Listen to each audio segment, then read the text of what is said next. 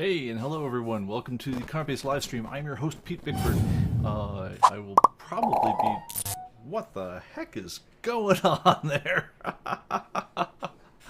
And yes, it seems like a really good time to have everything start beeping at the same time, as well as Dodger from downstairs wants to make a guest appearance. We'll see if that happens today. Alright, guys. Anyway, we're going to be doing a special tips and tricks live stream, answering, I've got a number of things I wanted to show queued off here, but if you have any questions you'd like answered, please ask them in the chat. I will hit as many of them as I possibly can. Before I get too far into it, just want to say hi to everyone. Fred, first one on the block here, welcome. And I think, yes, we've got the queuing worked up here, so hopefully that'll work out properly. Doug, you've already got a question here. Well done. Lastly, you capture the cost of use the cost price tag. So when you submit new or corrected data, we do not do anything with your costs. We don't know what you paid, and honestly, it's not particularly relevant to our master database. So we just kind of move on.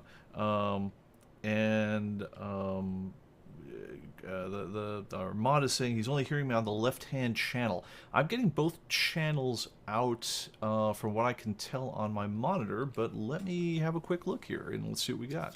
I'm just going to keep on talking and... don't know. Checking.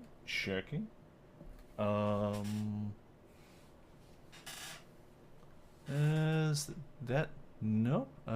Yeah, that is kind of funny. Is I'm actually seeing the inputs are coming in on the left and right, but they're only going out on the right.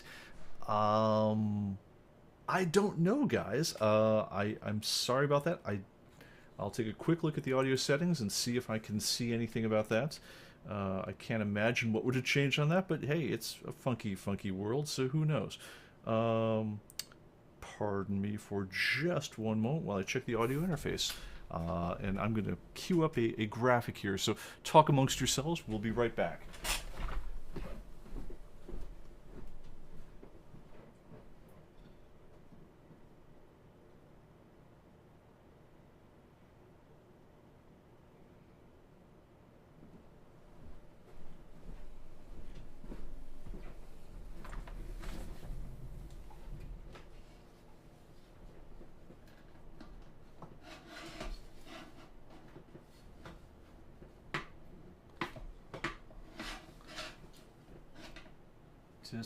Testing. Nope, still looks like that. Alright, let's try the reset on the audio interface. If that doesn't work, we're just going to have to push on.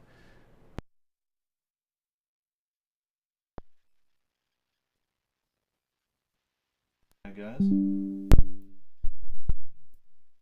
Doing any better? Nope, we are still coming in on just the one, but not the other. I don't know, guys. Just, it's going to be one of those times. Have a quick look at the Focusrite. We are indeed putting out stereo. So, well, let's pull the audio off the board and... Any better? Nope. Sorry, guys. Welcome to the special monophonic edition of the thing. I'm afraid I can't reset the entire soundboard, so we're just gonna have to push on. Sorry about that, guys. Whatever we do, there's always going to be something that's just a little strange. All right, guys. Anyway, let's move on to other things. So anyway, Tyler T, hey, welcome to the show. Tom B, as well. Mike, Robbie, nice to see you. And it looks like everything's warming up in the world, which is great. We actually had the windows open here. It was 70 degrees or so today. I'm looking forward to. By the way, I should mention I got a hard out tonight at the show's end. After an hour, I'm going to take my lovely wife out for dinner. Had belated Valentine's Day thing, so we're going to make this as good as we can. All right, Oro, good to see you. Jeff, we got a good crowd here today. Zandu, welcome from Seattle. And Scruffy, I'm not sure where you're from, but welcome to the show. Richard, Thomas B, yes, Dodger. One of these days, Dodger's going to actually show up on the whole thing. I think I don't know if I could, I don't know. have a sandwich anywhere near me at that point. You'd turn around and he'd be sitting there begging nearby. But anyway, so it goes. All right, that is no, hey, Greg, it's not you. It is definitely our sound. And Tim, wow, we got it. We got a good crowd today. All right, so let's move on with things. I'm gonna try one other thing to see if I can get this thing to come on and off again. So I'm gonna come in and out of stereo. Still watching my meters and still not looking like. Nope. Sorry guys. The only thing I could think of that would definitely reset is if I yanked the switcher's audio, the switcher's power and reset it, and we haven't got time to do that because we got to move on. All right, guys. We'll do it better next time. All right. So. All right. Yes. King Dodger would indeed make up for the audio issues. All right. So let's see here. Going to the news today. So we have first of all, before we get too far into it, if you're used to this incredibly high production values that we bring to you every week at this time, make sure you hit the like and subscribe button. It does help us, especially in the early minutes of the show, to get the word out to other folks. You have however many subscribers, and only a tiny fraction that actually get notified. So hitting like and subscribe definitely helps with that whole process. And let's take it from there. News. The big news is we just put out build 1571 of ComicBase just an hour or two before show. The main thing about that is that if you download pictures, through a content update, it automatically forces them to, first of all, it improves the progress bars on that, and it's a little bit, better looking. But the other thing it does is it forces it to update the picture spec. So it opens up each picture, measures how big it is, calculates the file size, and automatically updates your records inside ComicBase. Now, why do you care? For the most part, you probably don't. But if you are one of those folks who because typically, whenever you go to check for larger pictures or things like that, it's always going to check those specs beforehand. But if you are one of the folks who tries to manage your pictures by seeing, how big everything is in real time as you go, this is potentially useful to you on that. But it's been a user request, and we managed to kick that off before showtime. So give that a shot and let us know what you think of it. And if it solves any issues for you, then that's just a win too. The other major news of recent weeks is that ComicBase Sidekick is now fully 64-bit.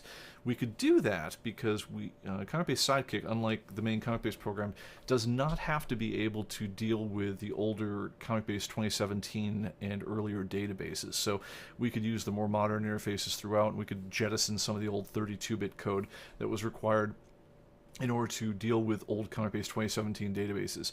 Now, I think basically, because of both user requests and because of just the massive amount of particularly magazine data we're being sent these days, we're going to be making all efforts to bring the main ComicBase program full 64-bit for the next major version of ComicBase. It's going to be a bit of a project. I'm not going to kid you about that, because among other things, we're still going to have to manage the problem of, if someone does open an old database, we can't just say, hey, you should have upgraded 2 years earlier, and let them go. So we are going to have a standalone converter program that launches at that point, which does the work of bringing those older ComicBase 2017 and earlier databases into the modern era. And if that works out appropriately, then we'll get that code out of the main ComicBase program, which then the main advantage of it, other than it's kind of cool being 64-bit, is that we can use more memory than just 2 megabytes, 2 gigabytes to run ComicBase, which if you're using very large database sets, such as, say you want to see every single issue of the New York Times in one grid view, that's something that it would definitely be helpful to have more than 2 gigabytes available to you at that time. And so that's something we're going to work on, but we'll keep you posted as we go. If you're interested in all these things, definitely, let me put my contact info up on the screen here, which is down here. So if you were to write me at that address below, and you are interested in being part of the beta program for getting involved with early versions of ComicBase, we've done a thing for the last several years where we keep, we basically invite civilians, to, look at the dev team work as it's being done. So you can play with all the pre-release builds, you can suggest features and so forth. You can have feedback as we're making the sausage, and we found that that's really really helpful as far as both getting good input to shape how what should be in the next version of the program, and also just flesh out also flush out any number of bugs that pop up just when it gets tested on strange foreign systems with weird currency setups and all sorts of things that wouldn't normally enter into the test cases that come up around here. Because I mean, I don't know about y'all, but you folks have a lot of strange computers out there, and they're all set to strange things with all sorts of weird antivirus software and other things running. And unless we were just a vast company like Microsoft, it's very hard to adequately test all the permutations. I mean, even Microsoft can't do it. So that's why we have these early test groups that help us see what's going to fly and do it well in advance of the actual release date for the rest of the folks. So if you're interested in that, I'll put the thing up one more time. Write to Pete Bickford at human-computing.com and say, hey, I'm interested in being part of the Slack group to take part in those discussions, and we'll send you an invite and we'll take it from there. All right, let me do the quick check of the chat and we'll move on. All right, Mike says, I have a number of issues in the database of the magazine George, published and edited by JFK Jr. How do I start entering them? Every time it takes me to George Perez. So when you do that, let me show you on the screen over here. All right, and I believe if I'm cool about this, let's see how cool I am. I should be able to pop myself up here. Awesome. All right, so let's go ahead and do it together. So let's say I want to enter the new a new magazine George, edited by JFK. All right. So if I type GEORGE, all right. So we've got a George and Barbara, title already. If I were, I'm in the comic books right now. I guess if I were in magazines, it might offer the George Perez Reader or something else like that. But it's clearly, this is clearly a new title. So here's what I'm going to do. I'm going to go ahead and I'm just going to go ahead and say under, let's go to magazines first. And I'm just going to click the new magazine button up here. And let's put that over on the screen so we can see it. And you type GEORG. All right. And of course, it's offering the George Perez portfolio, which is not what I want. So what I'm going to do, I'm basically just going to hit a space. Going to back up. It's going to unhighlight the George Perez portfolio. I think I could have control-clicked to unhighlight there, and then just hit OK. And then I'm entering a new magazine here called George by JFK Jr. Years published, 2005 to now, present, etc., etc. Take it from there, and it's going to go ahead and make the magazine like that. Yeah, it's a particularly weird little. I'm going to go ahead and say $2.95. Sure, that's what it was. It's a particularly weird quirk of having things where auto typing is it's a very helpful feature to have when you're entering things. So if, like for instance, if I want to type Avengers, whoops, Avengers starts with an A. Avengers. It's nice that it automatically is going to suggest all the different titles there, so I can find them. But let's say I had a title just called AV, which actually I think that was a title. The problem is because AV is a subset of a hit that's already in the database, you kind of need to hack around it, because really otherwise what it's doing is it's saying, hey, you must mean, and then it of course suggests the first thing that was in that list. So just go ahead and hit space, back up one, you'll notice that it unhighlights, and then just go ahead and click the OK button, and it'll take it from there. All right, good question, and let's get out of here and come back to that. All right. All right, so, yeah, wouldn't be a tech tips issue without tech issues, of course. Yes, high quality production, a new camera angle. Yeah, I am working on it. It's, I finally managed to get the switcher macros integrated in a way that we have never been able to do beforehand.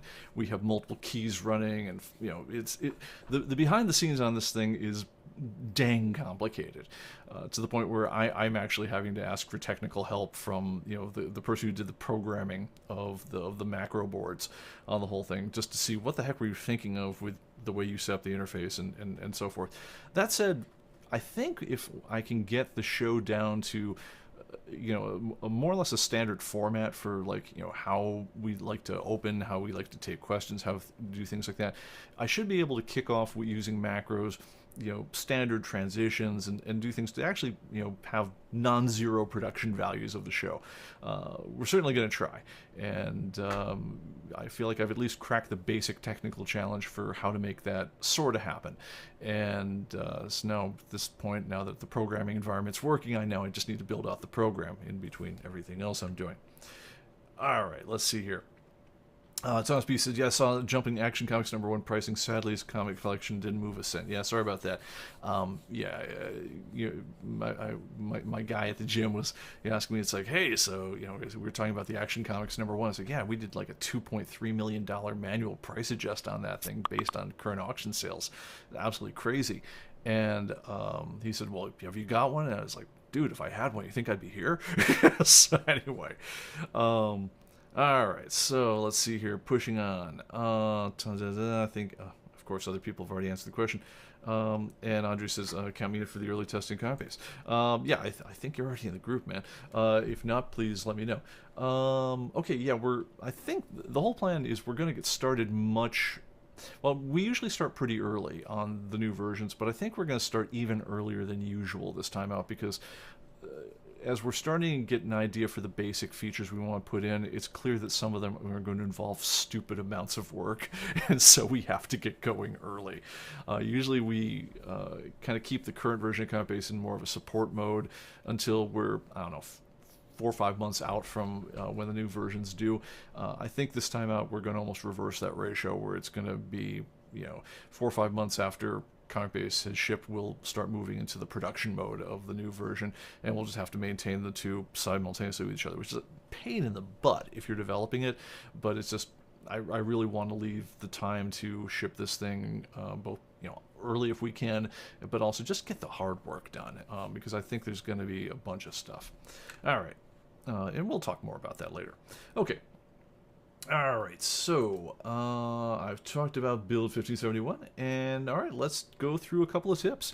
As I, if you have questions of your own as we're going through these ones, please, by all means, just, put them in the chat, and just make sure you highlight them with at ComicBase TV, and then it should go ahead and, spotlight that a little bit so I can see it a little better.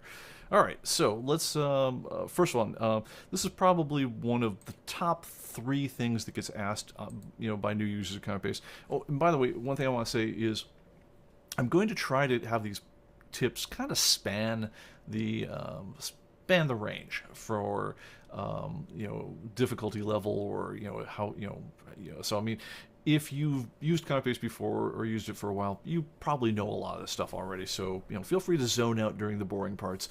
But I do want to hit some advanced tips, but I also don't want to leave folks just lost in the dust, when they start out the show.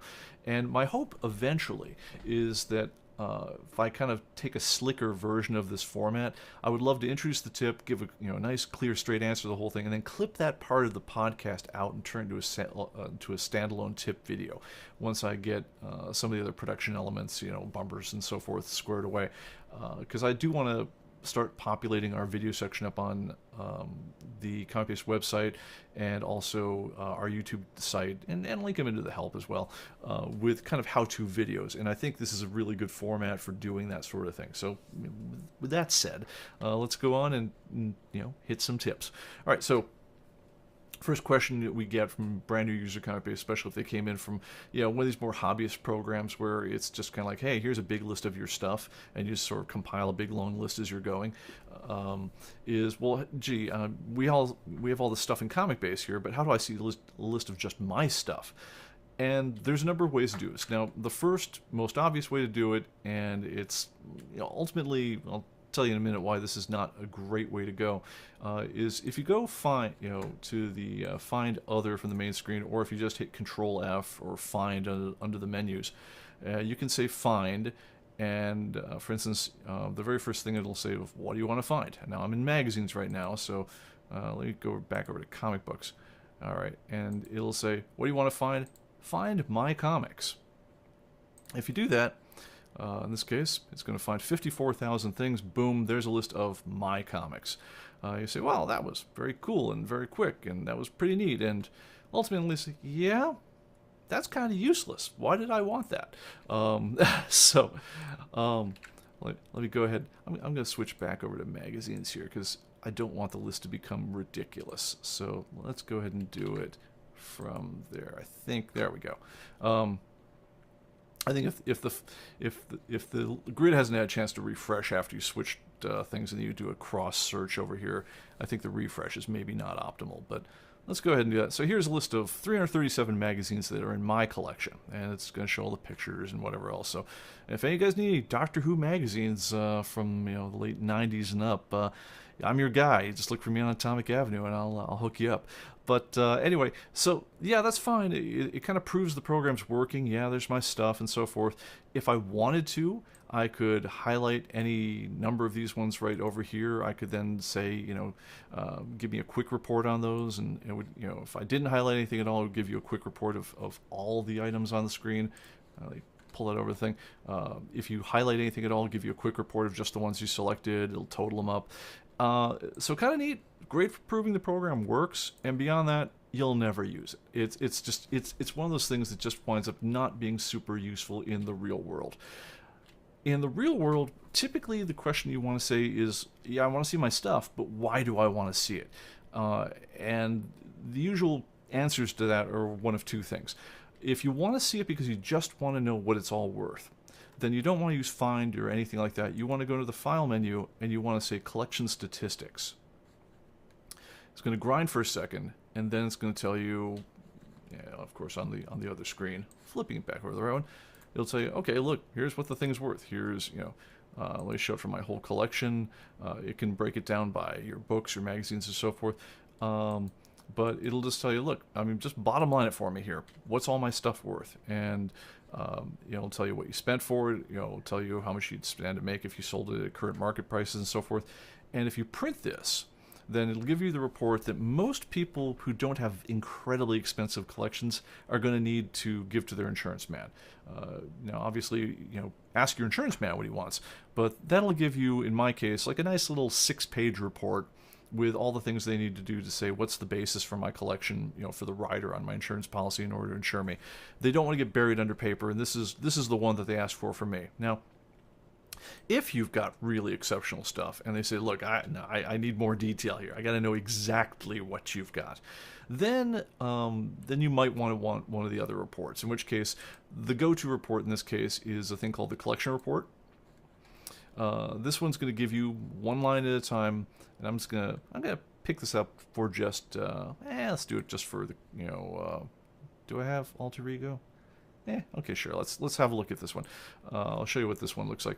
It's going to tell you, all right, here's what that one's for, here's what condition it's in, here's what it's worth, any notes that are special about, so forth. Now, you will notice this thing can quickly get very long, and typically what I would suggest on these sorts of things is I would always preview the report, and then if you've previewed it, and let me go ahead and do that one again.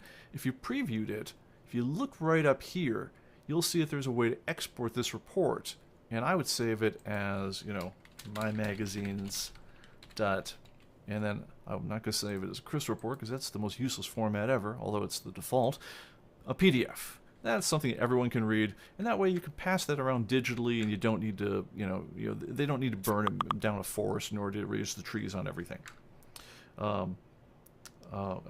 He's saying my PIP is in a circle and I'm only half in the circle. Yeah, I'm sorry. I'm leaning a little bit, and I should stop doing that. All right. I did some minor camera adjustments this time. I'm trying to make it. I'm playing with some different things on the whole thing, but I will get my acting down as I go. All right. So. But yeah, so typically before you burn down a paper forest or exhaust your printer's toner supply, I would go ahead and send this around digitally before I do anything else. And also, if you've got any of the Pro or Archive editions, typically I don't even use a report. I usually just go to Export. I pick the fields. Whoops, let me pull the export dialog off onto the right screen. I pick the fields I want to see.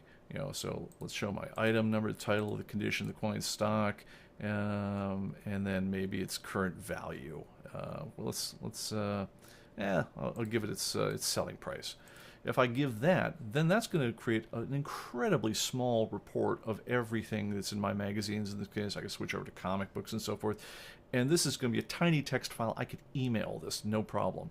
And that is often what you'd want to see if you wanted to, you know, do this for purposes of insurance. But anyway, just to back it up, if you just want to see a big list of your stuff, just say find my comics or my magazines. It's going to give you that list. If you want to see something more useful, if you're looking for the financials, go under File, say Collection Statistics, and it'll give you the bottom line for what the whole thing's worth. And beyond that, find the report that sums up best what it is you're trying to convey in terms of, are you looking for a lot of detail? Are you looking to fill in the run? In which case, go for an issue checklist. Are you looking to sell the thing off? Go for a price list. If you're looking to just have an inventory of what you've got, have a look at either the collection overview or the collection report. And take it from there. And never forget also that with the Pro and the Archive editions, export is a very useful thing to do. Because that way you don't need to burn any paper whatsoever. Okay. All right. Let's do a quick check of the chat, and we'll take it from there. Greg wanted to point out that last week I mentioned the Dave Cockrum, one of the original artist on the new X-Men. He noticed that Tomorrows is currently soliciting the life and art of Dave Cockrum. Right on. I've got to see if we've got one on order. If not, that's going to be awesome. All right. All right, and yes, multiple people point out that I was only half in the circle, so doing what I can. All right, we'll take it from there. All right, coming back, and now I'm gonna switch back to Cam 1 and lose the circle.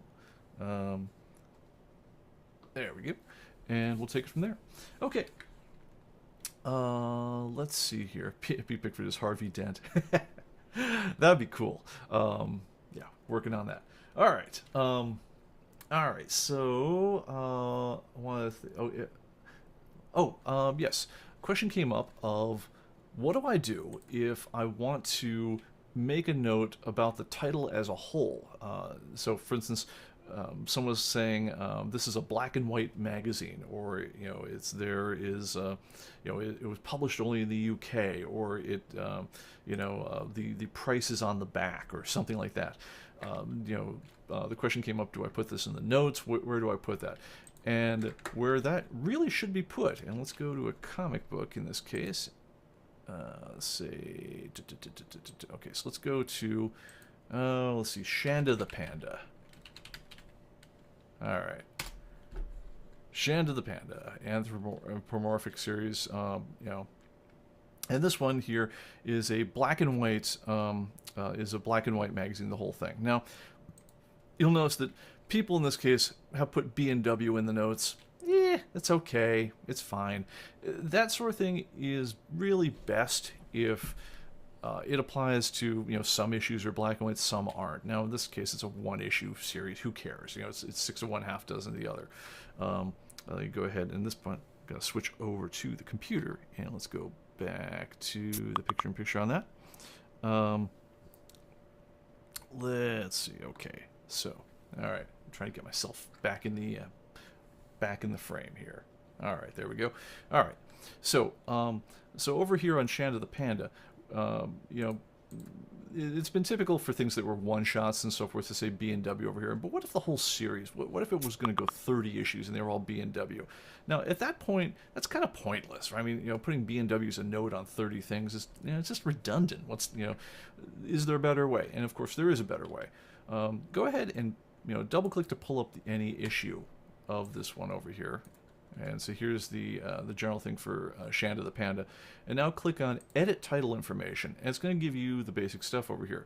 Now, what would be very useful at this point is if you said Black and White Series, or something that applies to the whole series at a time.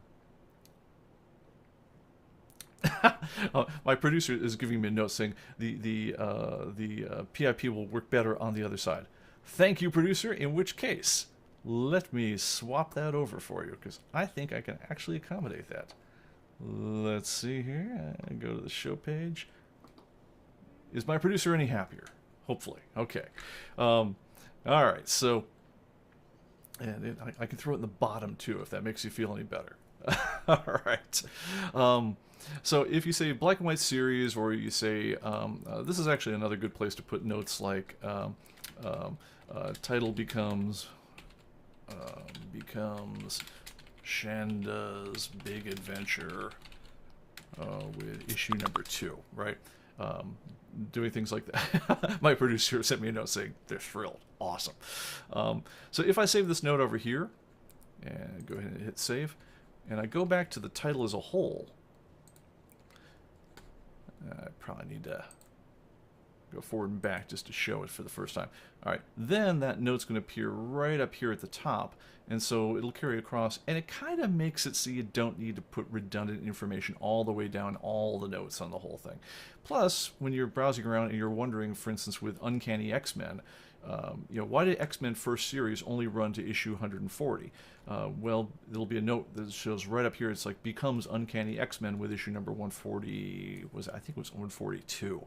But that explains. It's a really good thing for explaining what the ins and outs of the title were. If there's anything weird about the publishing history that bears mentioning, that's what that title comment's for. So once again, just basically double-click any issue of the title, go up to Edit Title Information, and that's the title comment right over here. And that should make these things a little bit clearer. All right. By the way, if you do have B&W down half a dozen notes in a black and white series, don't get mental. You don't need to take them out. But if it's going to be like a long series and it's just a redundant note all the way down, title comment's a better place for it. Okay. Moving on. Lorna says, pull the jack way out halfway, stereo works. All right, let's try that. Can we fake it into going mono?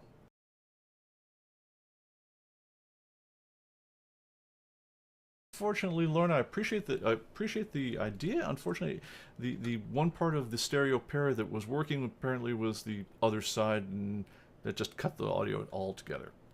All right. Let's see here. ComicBase TV title is Black Label, DC Black Label. Not sure what that refers to. Don't know. Okay. Top left, probably the location, worst location for Pip. Bottom right, probably the best. Well, we're just gonna go with bottom right then for a while. All right, cool. We'll take it from there. ComicBase TV. What is this differentiation between title description and title comments? Great question. Let's go up over here. All right. So the title description is the words you actually see when you're talking about, like, Shanda the Panda. What the heck is it? So, tired of settling for reading subtitles on Japanese animation? Well, American now does blah, blah, blah.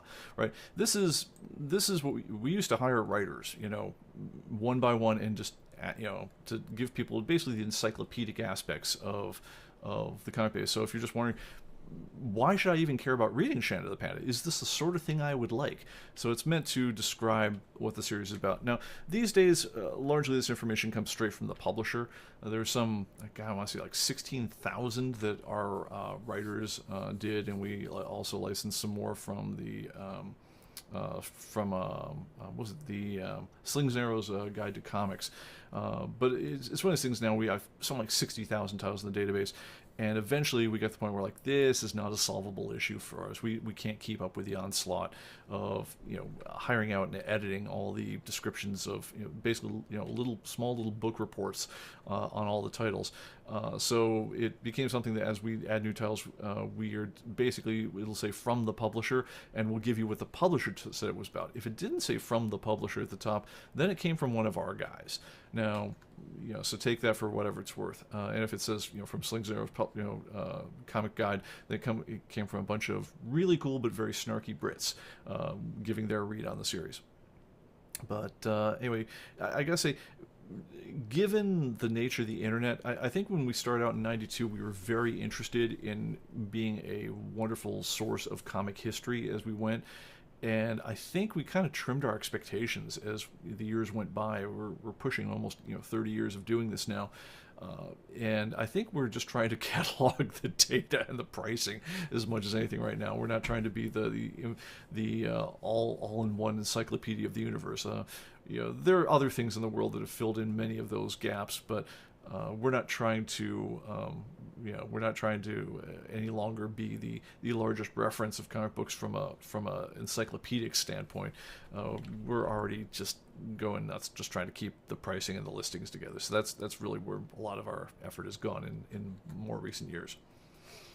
All right. Let's see here. George Perez. Oh, Mike says, thank you for the info. Already entered the first 2 issues of George with cover images. Sweet. All right.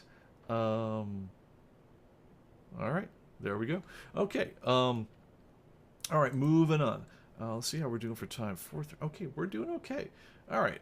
Next question is, what happens if, let's say I'm looking at a picture of Shanda the Panda #1. Wow, that is a really little picture. Am I pointed? Yeah. Let's see. This is probably. Wow. Guys, if you have pictures of Shanda the Panda, we clearly need an art update on some of these ones, because this is something that we apparently have not played along with for a while. Let's move over to Shang. See how we're doing. There we go. That's more what we're used to. All right. So the question comes up. All right. Let's say I'd gone and I said, well, I don't know. I've got a copy of my cover of Shang #1A, and it's signed by some guy and so forth. And so I scanned that in, and I went to the folder, and I dropped it in. I made it 1-A, and I dropped in right there, my copy. And then when I go to Shang, I still see the old picture without the writing on it. What went on? Why didn't I see my copy of the whole thing? And what it comes down to is it matters how you add it to the program as to whether or not we get a chance to update our little cached thumbnail.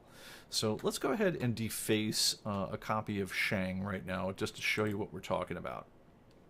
All right, so I'm just going to double click this, open up in Photoshop, and as soon as it opens, I'm going to get out a big red marker and scribble all over it. Alright, so let's get out a brush. Let's set it to the most obnoxious color I can come up with. Okay, that should do. And let's set the brush to be really, really large. Fine. Okay. And now I'm just going to deface the heck out of this Shang one. This is the who's the guy in New York City? Banksy. This is my imitation Banksy cover of Shang #1. All right. Now I'm going to go ahead and save this guy down. And I'm going to save it right now because I don't want to deface our master library copy. I'm just going to save it on my desktop right now. And then I'm going to save a gap. I'm going to call this guy the Orig, just so it doesn't get messed with, because I got to put it back when I'm done here. All right, so there's the original 1A, right? All right, and now I'm going to go ahead and, whoops. I'm going to go find my copy of Shang 1A. Okay, and I'm going to drag it right here. So here's my new 1A, right? Okay, so now you'll notice what I'm doing here is I'm just dropping this into the right folder using Windows drag and drop, right? Okay, so I'm going to go forward a title, I'm going to go back a title, and I expect to see my new defaced Shang 1A. So here's the fun part, right? If I click on it, right, I do see my defaced 1A. But look at that thumbnail. That thumbnail's still the old one. There's no defacement on it whatsoever. So what's going on? What's going on is it would take a million years to draw these grids if we didn't essentially cheat. And the way we cheat is the first time you go to a grid, let's go to a title that we haven't been to before. And you see that part where it kind of spins up in the corner there, and you'll see that it just fills down. Let's go forward one more and you'll watch it again. All right? See, it just took that extra second or so to draw all those little pictures. Well, what it did is it saved all these pictures. I have my grid set to 48 pixels, which is the standard right now, 48 pixels tall.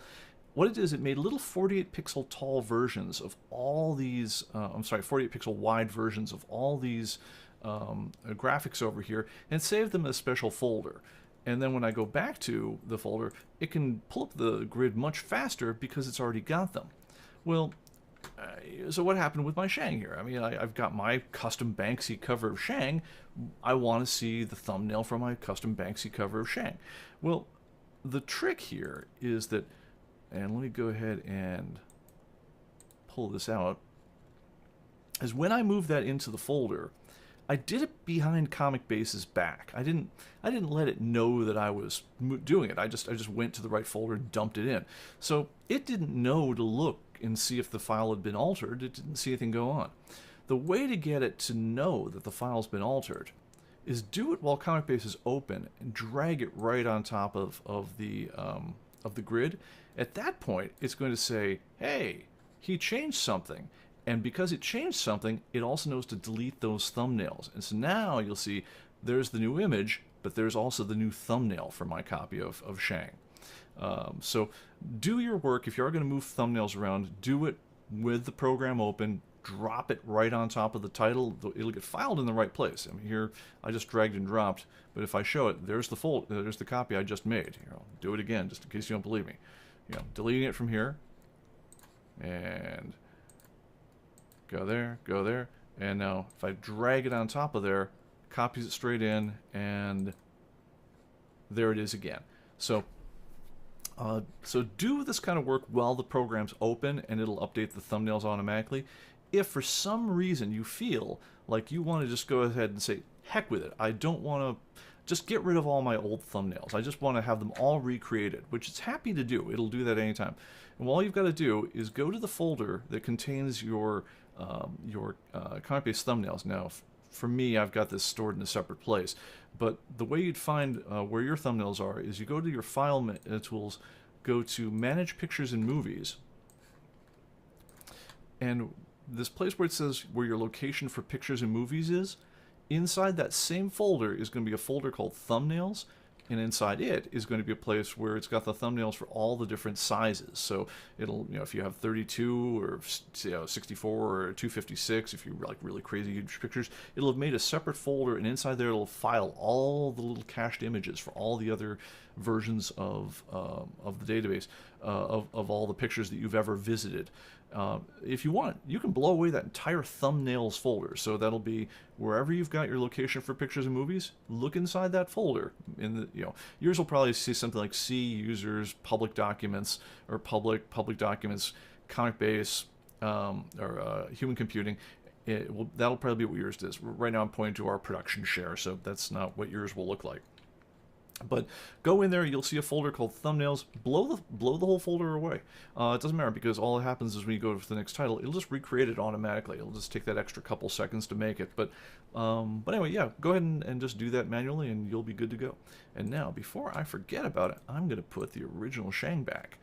All right, so blowing away the fake Banksy Shang, putting the real Shang back, and this way I don't cause heart attacks for the editorial guys. By the way, a really good example of what I was just saying here is, notice I did this just in Windows. I didn't tell ComicBase I was going to do it.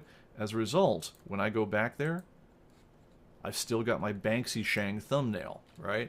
But when I click on it, it shows the real picture. Or when I go and I display the cover picture in the upper left-hand corner, it's going into the real picture to get that. But the grid thumbnail is going to be the BS one that I had in there before. To solve that, take your real one, and here I'm just going to move it out to the desktop, replacing the one that's already there. Goodbye, Banksy Shang. All right, and now instead of dragging it into the Windows folder, I'm going to drag it onto the grid. And here, by the way, another bonus tip: I'm going to hold down Shift. Look at my cursor; it changes from a plus to a move icon. It's like just sort of a dotted rectangle. And now, if I hold down Shift while doing this, it'll move it in that folder. It goes away from where I had it. It goes into the folder. It updates the thumbnail. And you'll see if I open up that folder, there's the new one, which is actually the original one, put back again. All right, so that's everything you never wanted to know about thumbnails explained. All right, let's see here. All right, ComicBase TV. Oro says, New title not in ComicBase Master Database being worked on won't allow drag and drop of cover to grid, but if cover number is already in the folder, drag and drop replace screen works normally. Won't allow drag and drop of add of cover to the grid. Well, let's go. Oh, okay. So here's what should probably happen. So let's go ahead and abuse our poor boy Shang again. I'm just gonna grab a. There are no regular copies now. All right, so let's grab 1A again. I'm just gonna make a spare copy out on my desktop just so I've got a graphic to play with. All right, and I'm gonna go ahead and just change this to be number 1, and now I'm gonna make a new title. I'm gonna make a new comic base here. I'm gonna call this one, Shang Unlimited, right? Okay, hit OK. It was published by, this one was published by DC, sure, in 2022. All right, and it was $99.99. Boom. Okay, so what did the first picture of Shang Unlimited look like? All right, well let's test what you're saying here. I'm going to make a number 1 and I'm going to make a number 2. Turns out they look exactly like each other, but let's go ahead and dump them back in. Now, what I would expect to happen, which I'm pretty sure happens, is if I drag them on here, and I'm gonna just let them copy right now. If I drag them on, it's going to show me number 1, and it's going to update the thumbnail, and you'll see it up here right there. But if I look in the folder, it'll have already also copied number 2 as well. So there shouldn't be a problem copying images to to items that aren't there yet. And so now here, let's let me grab another graphic here just so I got I've beaten the heck out of Shang. Here, I'm just gonna grab this guy right here. And of course goes on my other monitor. Way terrific. All right. I'm just going to make him 2. Already got 2. Alright. Deleting the fake Shang 2, and I'm making a real number 2 for this fake title. Okay. Alright, let's go back to Shang Unlimited. Alright. So I'm taking my number 2, dragging it in there, replacing... here, I'll show you the replace dialog. Replacing the one that was in there before, and if I look in there, you'll see that, yeah, copied. There's my fake number 2, right? Alright, I'm now going to go ahead and I'm going to add an issue number 2 to Shang Unlimited. I hadn't gotten around to indexing it before, but now I have. So I hit plus, it's going to automatically say number 2 is the default one, because it saw that, hey, there's a picture in the folder already that looks like that. It'll show it. I slap save, and it'll be good to go. So, yeah, I mean, there shouldn't be an issue, but if you're having problems, let me know. We'll take it from there. Alright, ComicBase TV. He says, as I put out newer builds of ComicBase, is there a listing we can access to see the changes? Absolutely. Great question, Fred. Alright, let's show it to you here. Let me pull up a web browser. If you go to comicbase.com, go under support, and go to, notice down here that we got the updates. So this is the updates for the current version. Updates to the older versions, and here's the interim and testing builds. Now, if it's an official version, so in other words, like 22.0.1 or 22.0.2, right, then it's going to show up in the update right here. If it's a testing build, where the only thing it differs by is that last number, 22.0.0.1571 in this case, then you'll find all the information about those ones. These are the non-required builds. We don't push these out by default to non-testers. If you can look for them, but you can download them, but you won't get them if you say check for updates unless you have the preference checked too. So go up under here, and it'll tell you everything that's new between when we first relaunched ComicBase 22.0.0, which was build 1340 at the time, and now. And that's the thing I was talking about just today. So we keep this page updated pretty frequently whenever we update new things. If we've written anything worth mentioning at all, it tells you everything that's that's kind of new in the build. Also worth mentioning that pretty shortly, if there are no issues found that are blockers, we're going to just simply declare that the new build 1571 where probably be 1575 or something by the time we do it. We'll just give it a new number. It'll become 22.0.1. This information right here will become part of your download information when you, if you say check for updates, it'll say, hey, new updates here, make sure you download it, and you'll see this information again, probably cleaned up a little bit, a little less geeky, is to try to, as part of that dialogue that tells you why you should be downloading the new version. And then hopefully you hit download, update it, takes just a second, and you're back on the road and ready to do your thing. All right, let's see how we're doing. All right, we're doing okay. Let's see. Okay, maybe I can hold down Shift. Okay, day job. Let's see here. Greg wants to remind everyone, don't forget there's a dedicated thread on the CB message boards where you can request live stream topics. Please do. And let's see. Fred says, thanks for the build rev list. Remember it from the past, but hadn't stumbled onto it recently. Yeah, it's like I say, we keep the stuff, it's for the geeks, like ourselves. We don't want to bug people too badly with, putting out new builds all the time. But the truth is we actually do put builds out all the freaking time. And if you want to see every little thing we're doing, go under Setup, go to Preferences, and make sure you've check for interim updates. Right at the top there when you under check for updates, because if you do that, then it's going to tell you, then if you say check for updates, it'll tell you, it won't give you all those release notes, it'll give you the major release notes, but at least you'll be told every single time there's a new update we've made public in any way. Otherwise you'll only see it when we put out the official the quarterly releases, the 22.0.1, 0.2, 0.3, 0.4, etc. All right, I think that's probably enough on that. All right, 10 lists till dinner time. Happy wife, happy life. All right, let's see if I got time for one more off the list here. If not, I'm just gonna get the heck out of here. So let's see. Let me pull up my notes for the show. Okay. Question came up. How do I make my media files load faster? So, all right. The question came up. Let's have a look at Fantastic Four, which I believe. All right. Oh no, I've got my media files pointed elsewhere on this one, but my bad. Where do I have my media files on that? Let me see if I can recall. If I can't, then I'll just push on. But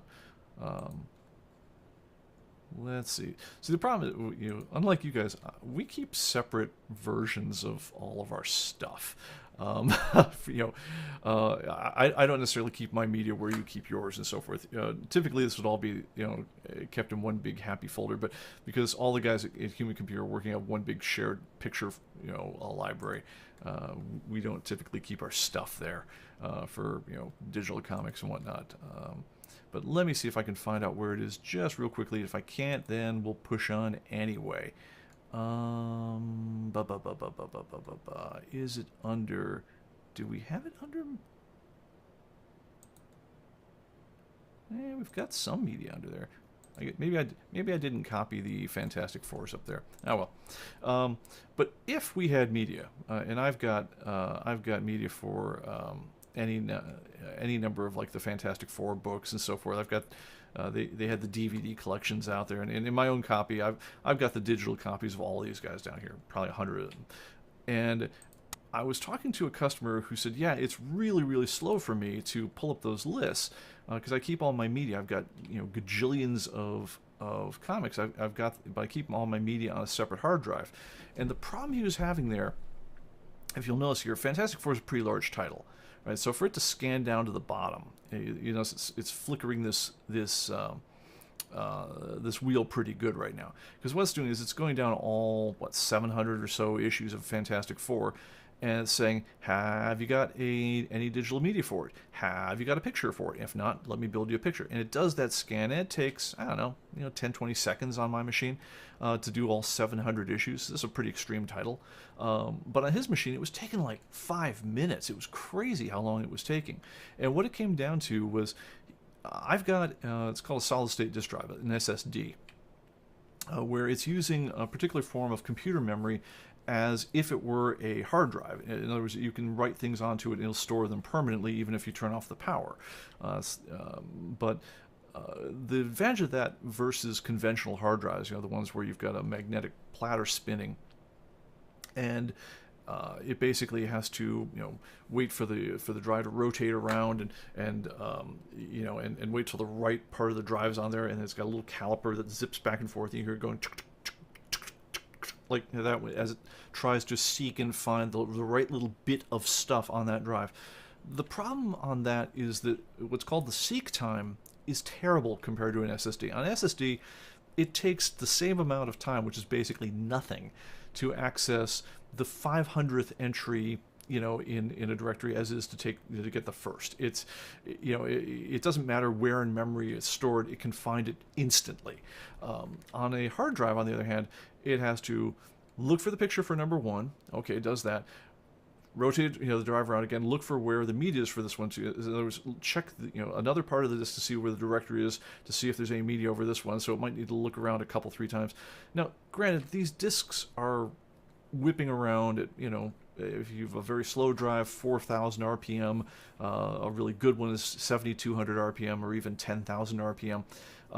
So they're going fast, but that's a lot of to try to find all these little things, and it's light. It's night and day of how long it takes to do that kind of work compared to what an SSD has to do.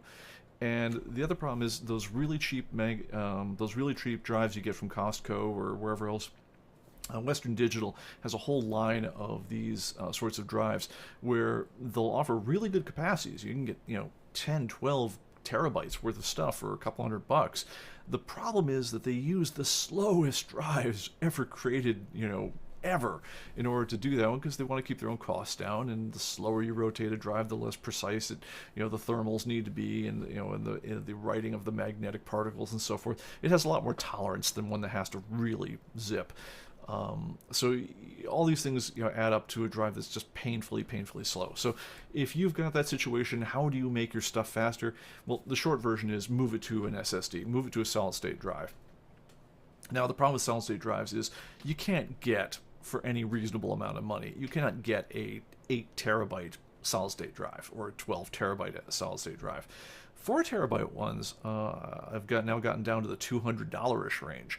And I would say if you're building a new computer at this point, I think for most people, there's no reason to get a regular drive anymore at all. I wouldn't even put one in. I don't think I've put a regular computer, except for backup purposes, in any computer I've built for the last 4 or 5 years. It's too cheap to get the ones that run really fast. Especially we can get the larger ones now for just a couple $100. It used to be even like 4 or 5 years ago that 4 terabyte SSDs, if they were even a thing, were the better part of $1,000. Now they're like a couple $100. No, just SSD all the way. I wouldn't look on the other way. Now, you may have a situation where you need to, let's say you've got just a crazy amount of data. Like this guy had 8 terabytes of digital comics. I'm not asking where you got them from. But so at that point, you can't really afford to store them on a solid state drive, in which case what I would do is move the stuff that you care about getting to quickly to the solid state drive, and make sure you point your location of pictures and movies over there. So let's go back over here and set my key on again. Yeah, there we are. Cool. That actually worked. So if I go under File, where are we at? File and File Tools, Manage Pictures and Movies. Set your picture folder for darn sure, because pictures get used more than anything else. Set that one, and also your thumbnail folder. Put those on your fastest drive. Put those on, if you've got a smaller SSD, make sure that those things live on your solid state drive. So this folder right here is putting your database and your pictures there is going to do the most to speed up your program of almost anything you can do. If you've got other media that you want to put on there, your big archives of videos or digital comics or whatever else. If for some reason it doesn't fit on the SSD, I'd say either move some of them onto an SSD and point your media folder there, or just keep your pictures here, put your media folders there. It's still going to take down the time required to scan for all that media it'll take it down infinitely. So that would be my big tip on that one. Beyond that, yeah, you can optimize your drives. You can, do all this kind of old disk management tasks that people used to do, but all of which don't need to be done on SSDs at all. If you guys remember drive optimization, you used to let your computer grind for about 20 hours. It would lay out all the files in logical order so that it could get to them very quickly with no gaps in between and so forth, or files spread over 20 different sectors. Yeah, it's, that stuff helps if you've got an old-fashioned drive, but honestly, in this day and age, just get rid of the old-fashioned drive is probably the best advice I could ever give you. All right, last click of the chat, and then let's get out of here. All right. Oro. I was going to see. Fred asks, have we broken 1 million comics yet this week? No, we have not. We are 245 comics shy of it. Last I looked, me and editorial we're passing the database back and forth before the show, and I'm like, is there anything? How close are we? I was sure we were going to have it by today, and we still, for all I know, we passed it during this podcast. But as a podcast, it was just shy. There were 997,701 on the last update, but they're prepping the new update, so I could look at the work that was in progress. So it's going to be real soon.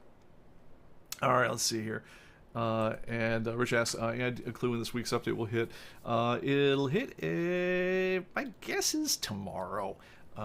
We want to pass that mark if it's at all possible. Just, for ourselves, we've been looking forward to it for years. so yeah, and obviously we also have to, index the week's books and do things like that. So that's about it. All right, guys, I think that's about it for me. I'm going to get out of here and have belated Valentine's Day dinner with my lovely wife. You guys have a great one. I will see you on the next one. You take care, and I'll see you next time. And let's go to... Oh, no.